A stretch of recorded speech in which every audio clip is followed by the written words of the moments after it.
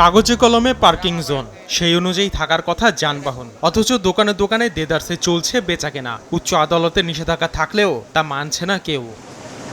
রাজধানীর গুলিস্তানে ঢাকা ট্রেড সেন্টারের বেসমেন্টেই দোকান রয়েছে অন্তত 570টি। 50 থেকে 70 লাখ টাকায় বিক্রি হয়েছে এক একটি দোকান। প্রতিটি দোকানের মাসিক ভাড়া 25 থেকে 60,000 টাকা। ঢাকা ট্রেড সেন্টারের নিচে যখনই ঢুকবেন তখনই দেখবেন দোকান। এখানে কোনো পার্কিং এর কোনো শব্দ নাই, কোথাও লেখাও আপনি দেখবেন না। আমাদের তো এখানে আছি আলহামদুলিল্লাহ, আল্লাহ যতদিন রাখে এখানেই থাকবো।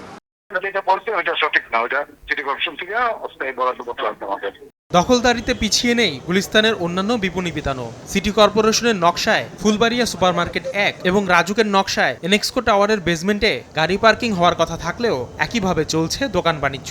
সিটি কর্তৃপক্ষ অস্থায়ী কিছু বরাদ্দ দিয়েছিল, ওই ব্যবসায়ীরাই দাবি করে আসছিল যে এই জায়গাটিতে তাদেরকে যেন বরাদ্দ দেওয়া হয়, কিন্তু বেসমেন্ট আমরা আসলে কোনোভাবেই পার্কিং এরিয়াতে ব্যবসায়ীদেরকে রাখতে চাচ্ছি না। তো আমরা এই যারা কার্যক্রমটা এখানে পার্কিং হিসেবেই থাকবে এবং সেটা স্পষ্ট করে বলে দিতে যাচ্ছি। এদিকে ঢাকার নিউ মার্কেটে পার্কিং এর ক্ষেত্রে ভরসা এই সড়ক, কিন্তু যানবাহনের চাপে যা এখন গলার কাটা। নির্ধারিত জায়গা পেরিয়ে সড়কের বেশিরভাগ অংশে চলছে স্বেচ্ছাচারী গাড়ি পার্কিং। এতে মাঝ রাস্তায় গাড়ির জটলা বাঁধলেও মাথা ব্যথা নেই কারো। পরিস্থিতি নিয়ন্ত্রণে মামলা জরিমানাও মিলছে না সুফল।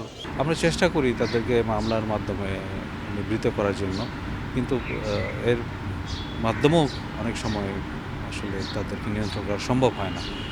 তো ক্ষেত্র বিশেষে আমাদের গাড়ি রাখার করতে হয়, ডাম্পিং করতে হয়। দখল করা পার্কিং এর জায়গা পুনরুদ্ধার ও দখলদারদের বিরুদ্ধে আইনি পদক্ষেপ নেওয়ার পরামর্শ দিয়েছেন বিশেষজ্ঞরা। যে সমস্ত শপিং মল, বড় ইনফ্রাস্ট্রাকচার, হসপিটাল, স্কুল, যারা কিনা তাদের নিজেদের পার্কিং স্পেস নাই বা থাকলেও সেটা তারা বাণিজ্যিকভাবে ব্যবহার করছে, তাদের বিরুদ্ধে ব্যবস্থা নেওয়াটা যেমন প্রয়োজন, পাশাপাশি হচ্ছে যে তাদের কোনো গাড়ি যাতে রাস্তায় জটলা তৈরি করতে না পারে সেটার জন্য আইনের প্রয়োগটা প্রয়োজন। অ্যাপ ভিত্তিক সিস্টেম যদি চালু করা যায়, যেমন অনেক আবাসিক এলাকার পার্কিং স্পেসগুলো দিনবেলা ফাঁকা থাকে, সেখানে যদি আমরা পার্কিংগুলো ব্যবহার করতে পারি তাহলে দেখা যাবে যে রাস্তা থেকে আমি গাড়ি সরাতে পারবো। অবৈধ পার্কিং এর কারণে জরিমানার পরিমাণ বাড়ানোর পাশাপাশি গাড়ি রাখার জায়গা বৃদ্ধির তাগিদ এই বিশেষজ্ঞের।